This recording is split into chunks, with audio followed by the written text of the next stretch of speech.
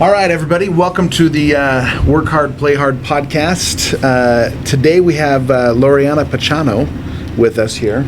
Yes. And excited to have her here. We met working on a deal together several months ago, and I've been really intrigued with her backstory and how she got into real estate and what she's doing to help to truly help people here in Utah, which is great. So let's kind of jump right in. In fact, tell us about yourself. Why, tell us about yourself first. Okay. Like your background. Perfect. Who are you? Well, first of all, thank you for having me. Yeah. I'm super excited to be here. I was super excited when I got the invitation. I'm like, yes, I'm going to be on a podcast. Yay! That's right. Yes. Super important. So, a little bit about me. I grew up in Florida. I've lived in Florida most of my life. I'm from Venezuela. Okay. So I am an immigrant here, Okay. and that's actually been my primary focus in real estate, working with immigrants. Yeah. So I've been here in Utah for about 2 years now. Okay. I absolutely love it. This is definitely what I call home now. Good. So Good. and I'm loving the weather and the seasons and winter and summer. Yeah. So I'm really excited to be here, and I'm excited, working on some new projects and stuff like that. So it's been great. And at what age did you move to Florida? How old were you when you moved to Florida? First time I moved to Florida, I was 2. Okay. So yes. And then I moved back to Venezuela, which is where I finished high school. Okay. And I went to college in Venezuela, Okay. met my husband there, and then got married, and then things are kind of crazy in Venezuela. Yeah. And I told him, it's time to go. Yeah. And we moved back to Florida, and then now we're here. So really, you have spent a good amount of time in Venezuela. I mean, even though moving from to Florida, I mean, that is a country that is familiar to you. Yes, absolutely. Absolutely. Completely. It's home. It's where my parents are from. It's where I was born. So yes, absolutely. So there's a lot I mean, I know, I was born in Alabama, but that's not home to me, right? My parents were there for less than a year, right? But you've gone back. You went to high school there. Obviously, you met your husband. Okay, perfect. Okay. Yes. Okay. So you know what it's like, obviously, to move from one country to another, and probably the scariness of that. And so, tell us about, what so real estate's not your that wasn't the first job, I guess, right? Exactly. So tell us about kind of one of your main jobs here, I guess. Exactly. So I'm a huge promoter of legal immigration. Yeah. And it's something that I've been working for years. Even when I was in Venezuela, when I was finishing college, I started working for a company that worked for the Canadian Embassy. So it was for Venezuelans trying to obtain a Canadian visa and things like that. And we worked hand in hand with the Canadian Embassy. Yeah. So and Canada has a great immigration system. It's great. Yeah.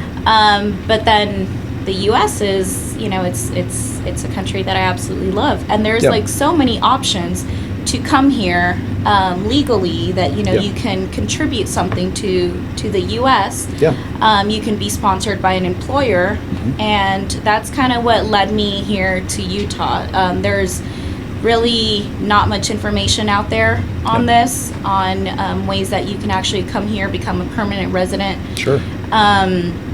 So there's obviously a need here in Utah for that. It's kind of, you have to justify why you're bringing a foreigner in. Okay. You have to show that, there's no American citizens that are willing or available to take on that job, which is kind of hard to justify in Florida. It's kind of crowded over there. It is a little crowded over there. That's true. Here in Utah, it's the number one state in economic growth. Yeah. And we have a lot of jobs that need filled. Right? Yes. Yeah. You guys need people that are willing to come and work. They're hiring everywhere. Yeah. So that's kind of what led me here to Utah, and then that's actually what got me to get my real estate license, because I'm like, well, we have these clients that are coming in from all around the world. Yeah. I should probably do something to help them, find a place to live. Yeah. Yeah. And then it was kind of like it was supposed to be kind of like a part-time thing Sure. for my immigration clients. Sure. And well, now it's something that I absolutely love. Okay. So I have to say I have 2 full-time jobs. Sure. Because people ask me like, what do you like more, or what do you dedicate more time to, or things like that. And it's both things. I mean, they're both so rewarding. Like that feeling that you get when you help someone purchase their first home when they thought they couldn't. Yeah. And someone, when they finally get their green card and, you know, they never thought that'd be possible. Yeah. I mean, they're just both so rewarding. So yeah, I love that. Well, so that got you into real estate then. So because your main job was helping people immigrate here and stuff like that. And so, you know, I guess during that process, you're like, oh well, hey, now you're here, let's get you a home, and okay, let me fill that role there. Yeah. You know, kind of thing, right? So there's just different problems that we as immigrants face when we're trying to purchase a home. You know, you might not have an established credit. You know, you might have just gotten your Social Security card a few months ago. You might not have 2 years of tax returns. You know, there's just like different challenges that, you know, a lot of people are not really aware of. And so like knowing what those challenges are, knowing what those problems are, and trying to provide a solution for my clients is really what I've been focusing on. Which makes sense, because if you know, if you've walked this road many times before, you already know what potential potholes and you know, pitfalls and stuff like that are, right? You know, so and I'm guessing most things can be solved if you already know ahead of time what they are. Is that fair to say? Yes, correct. And it's really it's a team effort, you know, with like a lender such as yourself as well, to really know the process and know what's needed. Like for example, I once had a lender that asked us for W-2s from Venezuela, and I'm like, well, W-2s don't exist in Venezuela. That does not exist. And so they're like, well, then do you have a 1099? It's like, well, no, we don't have that either. So, you know, it's kind of like adjusting a little bit and making it work. Trying to get that history to show some kind of work history, whether that's, you know, obviously, you know, Venezuelan's version of a W-2 and, you know, kind of thing and stuff. So, okay. So, you know, you've already kind of answered this, I guess, a little bit, but, you know, why should clients choose you, I guess, as far as real estate goes and stuff like that? What helps you, you know, set you apart, I guess, in that regard? So I feel it's really just trying to provide a solution to those problems. And trying to, you know, work around it. You know, sometimes let's say they might not be ready to purchase now because they need to wait till they file their taxes next year to be able to qualify. So, you know, it's like, okay, well, let's work with the lender and, you know, let's come up with a plan. We can get you under contract, you know, in a new construction home that's going to be ready after February of next year. So that way, you know, you log in a purchase price, and then, you know, we would just be following up with the client constantly, just, you know, making sure that they're on track. And that they're ready for when their home is ready to close. Like, hey, we don't have to wait till the very, you know, like we can start the new construction now, even though maybe you're not ready now. You know, because there are some things that, perfect, love that. So instead of just kind of saying like, oh, you're not ready, and then just like nurturing the client till they're ready next year, we can have them go under a contract now and, you know, just help them step by step to make sure that they are ready to purchase next year. That makes perfect sense. Or in a few months, or, you know, whenever. You know, as far as those clients and stuff like that, are anything, I guess, what do you want buyers and sellers to know right now, you know, as far as the market goes and stuff like that, you know? So, I mean, I know every realtor and lender out there always says, you know, now's a great time to buy, or now's a great time to sell, and, you know, every time is a great time.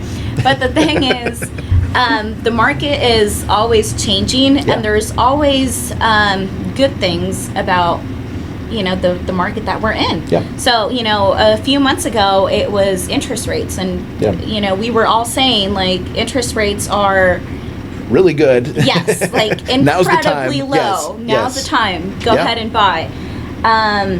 So that was a great pro, but then one of the cons that we were seeing is, they were bidding wars. Like, it was insane. You were getting 20, 30 offers on a home. People were offering over asking price, Yep. $60,000, $80,000 cash, Yep. So it had its challenges. In today's market, I feel it's a great time to buy. Yeah. Because you're not seeing as much competition. You're not seeing as many offers. Sure. On a home. Yep. There's more inventory, although inventory is still considered like historically low. Yep. There's more than what we've seen in the last few months. Correct. For sure. Correct. So it's still a great time to buy. Interest rates are still low. Yeah. I mean, historically they are. Just we used to see just so much lower just not too long ago. Exactly. Right? I mean, it's difficult because, well, we're not seeing the 2s or the 3s anymore. Correct. Yeah. But 5s, 6, that's still pretty low. Yeah. That's good. Yeah. So I feel like it's a great time to buy. Homes are appreciating. Yeah. We're not seeing prices go down. Sure. Or Sure. we don't expect them to go down in the near future either. So it's just a really great time. If sometimes if you were looking to purchase a home a few months ago, Yeah. and then maybe you decided not to because you were putting in offers and you were getting rejected one Yeah. after the other. Yeah. I feel like now might be a little better good time. Yeah. And we have seen that too with there's a shock in the market a little bit with interest rates having gone up so quickly, right? And so that's kind of slowing things down a little bit. And so we're seeing a slight pullback, which I think is healthy. I mean, right? I mean, so like as you mentioned, now instead of 60, 80,000 over purchase price, okay, now we can just do a normal one, Yeah, right? we can go back to actually negotiating. Yeah, exactly. Which was something that we weren't doing. Like, basically, I mean, a few months ago, if the seller wanted you to name your first unborn child after them, like you throw it in the sign offer. Yeah, Yep. go Yep. ahead. Yep. Now we're actually back to negotiating a little bit. Yeah, So I know. I've actually seen seller paying closing costs. Yeah. Again, right? I mean, it's like, oh, hey, haven't seen that in a while. Yeah. So and it's normal. it's normal. Yeah. Yeah. Yep. No, agreed. Well, no, and that's the thing. And we are seeing, inflation kind of going up and stuff like that, but it's still fairly good. I think your brother was saying Venezuelan appreciation, Yeah. inflation. We don't know what, we don't understand it compared to that, right? Yeah. So a little different, No, that's right. And then, well, you know this better than I do, but I mean, interest rates are always changing. Yeah. You can always refinance if interest rates go back down, and Correct. it's. And we are forecasting that in the next couple of years that rates will fall again. So so right now, hey, you're buying a home, it's a little bit harder, a little more expensive, but like, hey, that's not going to be your rate forever. Yeah. So we Correct. can refinance you later on. Right. Now, what I feel that you can't refinance is a purchase price. Yeah. So correct. I mean that's something that it's very difficult to have it ever go down. So Yeah. No, agreed. Well, okay, so let's switch gears a little bit. Obviously, you've done, you've had success with both immigration and real estate, which I love. The focus is, and I can feel that with you, is really the focus is helping people, right? I mean, you really have that, like, hey, this is, I grew up in immigrated here. I know that's hard. There's pitfalls. Let me help people. And hey, let me do real estate too. So obviously you've had success, right? And I think, probably, and you can answer this, but I think one of the main reasons is because you actually care, which I think comes across, Yes. right? But how have you, how have you found success? I mean, what do you attribute your success to, I guess? I feel it's really that. It's because I really care and I really get it. Like I understand. I know, and it's not just if you're coming from another country. It might also be if you're coming from a different state. Sure. Or I know what it is to be like the new person. Sure. Somewhere, not Yeah. just when you start in real estate. everyone is saying like, oh, you know, where do I get my clients from? And everyone's like, oh, your sphere, your friends and family. It's like, okay, well, I don't have friends and family here. They're all back in Venezuela. Yeah, exactly. Or Florida, so, so I really get that. I understand the challenges that come with that. You know, like your work history, or, you know, just starting from scratch. I know how scary it can be. Sure. And I know how important it is to actually feel like you have somebody that's going to be there for you, and that you that's really going to guide you down the right path. So really I feel like that's just been my main focus. Okay. Any you know, as far as goals go and stuff like that, any goals you have that you know, as far as with your business and you know, any things on the horizon in that regard, you know? I have a ton of goals. I have, I mean, there's like so much that I want to do, and I have like lists and stuff like that. Sure. And I write down my goals like per month, and okay, this is what I got to do this week, and this is what I got to do this month, and this is what I got to do by the end of the year. Or now I have like another deadline, which is I'm having my baby the first week of September, so I got like so many things that I feel like I have to do before she gets here. So yes, I have so many goals. One of the things that I've been working with a lot is new construction. So really what's kind of led me into new construction is the same thing, you know, working with clients that might not necessarily be ready to purchase as of right now. And so a great option is getting them under contract in a new construction home. So really new construction. And another thing that absolutely fascinates me is investing in real estate. There's so many options, and we were talking about this not that long ago. There's so many programs out there that you know, people aren't aware of, and there's so many great opportunities for people to actually build generational wealth through real estate. That, you know, a lot of people think like, oh, you know, it's very hard for me to get a home. And if I'm lucky if I ever get one. And, you know, once I do, that's it. And you know, maybe I have to like sell that home in order to purchase another one. And, you know, that's not always the case. You can actually start like building a portfolio over time. You know, you don't necessarily have to give up one in order to purchase another one. So no, I love that. And I'm a big fan of investing in real estate, and I think, you know, one hurdle, I remember my dad always saying like, you know, I don't want to invest in real estate because I don't know how to fix toilets and stuff like that. And it's like, Dad, you don't have to fix toilets. You know what I mean? Like, I just call a plumber. Know someone. Yeah, exactly. You just got to know somebody. And if you don't know, you just call that phone. You know, I mean, there's always somebody that can fix things and stuff like that. So really, as far as, you know, those calls are just not that. But I mean, really, like, what's the downside of having someone else pay your mortgage? Well, that's exactly it. And we've seen rapid appreciation. We've seen the benefit of real estate, right? We've seen how high it can go up and how.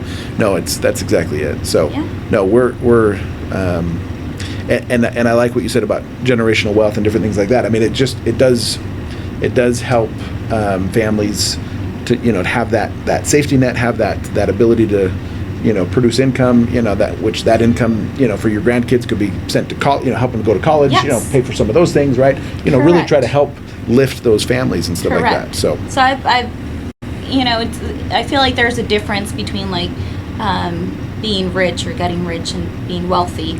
And, you know, you might do things that can get you money, you know, somewhat overnight. You know, if you buy and sell something or, you know, things like that. But I feel this is more like long term. This is like securing, you know, your retirement, securing a future for your kids. And, you know, it's just lack of information. You know, a lot of people don't know that they can do it. And, you know, if you're a W-2 employee and, or, you know, whatever you do, it's possible. It's something that everyone can do. I agree. You just have to plan for it. Nope, agreed. You know, set it aside like you do a 401k or any kind of other, you know, thing and stuff like that. So no, agreed with that. Well, so again, shifting gears a little bit, as far as, obviously a large part of your business comes from immigration, right? Stuff like that. Are you doing other things to get business, social media, different things like that? I mean, obviously your network, like you said, is not, you didn't go to high school here, kind of thing. Neither did I, for the record. So, it does make it harder, but not impossible, right? I mean, so tell me, what things are you doing in that regard? So yes, I do social media. I try to be there somewhat consistently. Sure. Yeah. Maybe not as consistent as I should. Yeah. But yes, I do social media, just mainly Instagram, which my handle is Loreana Real Estate. Nice. Love Yes. it. Thank you. But yes, that's kind of what I've been doing, and I feel just really connecting with like-minded people. Okay. There's a lot of people, which is something that I love, and this is like in Utah in general. Yeah. People are just like willing to help and support each other, and Sure. If we have like one common goal, it's not like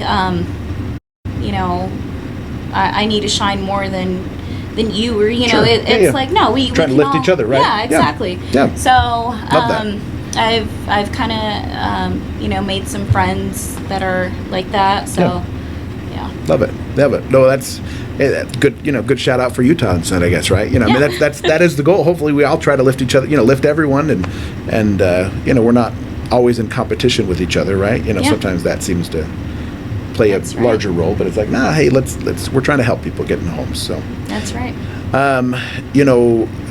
Forecast for the market. Any, you want to throw out any kind of futuristic, hey, what are your, you got that crystal ball that you been looking at? I can say I don't think the market is going to crash, for Okay. one. Number one question we get all the time, right? Yes. No, the market is not crashing. I don't think it'll crash anytime soon. Okay.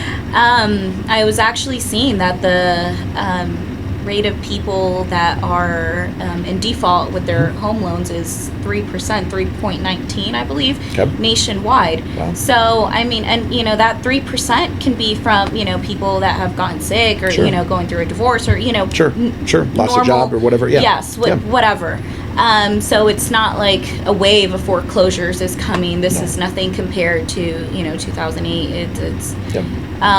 so I would just really say it's homes are still appreciating rapidly. I mean, if you can jump on that train, Yeah.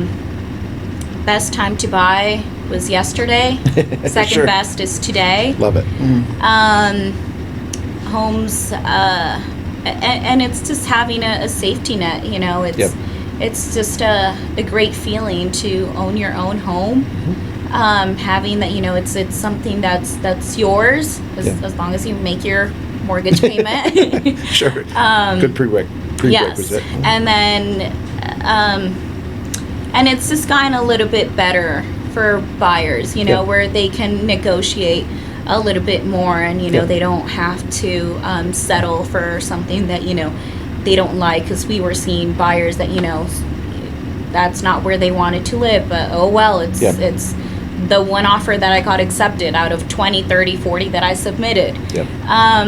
So, and for sellers, there's still inventory is still low. Yep. So, it's still a great time to, if you're wanting to sell, if you're wanting to purchase another property, you probably have a ton of equity Yep. in there that, you can pull money out. Although I do have to say I'm a bigger supporter of buyers. Everyone Yeah. that's trying to sell, I'm like, why are you selling? Don't sell. Just Don't sell. rent Sure. it out. Sure. Sure. Yeah. Just rent it out Keep it and as, buy as another investment. one. Yeah. I'm with Keep you. it as an investment. So Yeah. I actually talk people out of selling their home if Sure. possible. Sure. And just keep that one, rent it out, have someone else pay your mortgage, and then you can take money out of it and put it as a down payment for something else. Yeah, love it. Which, again, helps them and maybe not you, and kind of thing, right? Yeah, I don't But again, get the listing, yeah, but sure. it's But long term, it's probably better for them. Yeah. you Exactly. know, especially if they can do it, you know. So Correct. Well, I love it. Anything you know, as we wrap up here, anything that we didn't cover that you wanted to talk about, or you know, any last minute you know? I think we pretty much covered a little bit of everything. Okay. I'm all for helping people achieve the American dream. Yeah. Love that. Huge part of that American dream is having a legal status in the U.S. Yep. and a home. Yeah. I mean, that's something when you ask people, like, what do you want? What would you like to achieve? What would you like to obtain in the Yep. next 3 to 5 years? For someone that's not a homeowner, like 90% of the time, Yep. a home is going to be on their list. And so, aside from that, I'm just trying to show people, you know, you can take that one step further Yeah. if you'd like. You know, you don't just have to settle for one home. Like, now let's build a plan that's Yeah. going to help you in the future, you Yeah. know, for those retirement years. So, Love it. Love it. Yeah. I love how I mean, you know, and you really are working with these people for a long time, right? Because you said, I think you told me before, and you can correct me here, but you know, the process to get here legally sometimes is about a year or so, right? It's about 2 to 3 years. 2 to 3 years. Okay. Yes. Okay. So yeah. Yeah. So it's a while. So they're contacting you, and you're knowing this people 2 to 3 years. Yes. Finally get here. Okay. Hey, now let's help you get a house. Another year or so. You know. Well. Yes. I mean, if they're doing new construction, I guess. But if they, you know, but like, Yeah. you know, throughout this process and stuff like that. So Yeah. really, you do become pretty good friends with these people. Yeah, So, it's exactly like that. I truly build I have a great relationship with my clients. Yep. Like the immigration ones, it's yes, I'm talking to them every month Sure. for 2 to 3 years, and you know, I know. You know, when they get their work permit, I know when they get their social security card, I Sure. know when, you know, Yeah. everything. Yeah. So it's Yeah. like, okay, if you're planning, and just yesterday I was talking to an immigration client that he wants to purchase a home the beginning of 2024. Gotcha. Okay. And, you know, we started drawing up a plan for him yesterday. You know, Love it. it's never too early to start, you know, preparing yourself for that. And, you Yeah. know, what do I have to do to make sure that, you know, everything is in place when I'm ready? Yeah. And so it's not for me, it's not a one and done kind of thing where it's like, oh, you know, I need to get someone under contract now so I can close next month Yeah. because I need something for, you know, July. Yeah. No, it's, you know, if I'm working with these people for a year and a half, 2 years, that's perfectly fine. It's when they're ready, when they're able to go through with it. So Love it. Well, and that's what I love about you, Loreana, is the whole, again, you can tell you care because, 2 years out, there's, you know, that you may or may not ever get paid on that deal. Yeah. Do you know what I mean? And that's a lot of work to stick with somebody, but again, you care, and that's what you're doing. And obviously you've built a successful business off of that, so, you know, good job there. thank you. So, but, well, thank you for coming on the show. Yeah. So thank you for being here. Thanks for talking to us a little bit. Thanks everybody else for listening. Like and subscribe. Write us a review if you can. You know, get a hold of us at workharding.com or loans@workharding.com. You can email us. So thanks, Loreana. Awesome. Thank you so much for having me. Glad you're here. Thank you, everyone, for listening. All right. Bye-bye. Bye.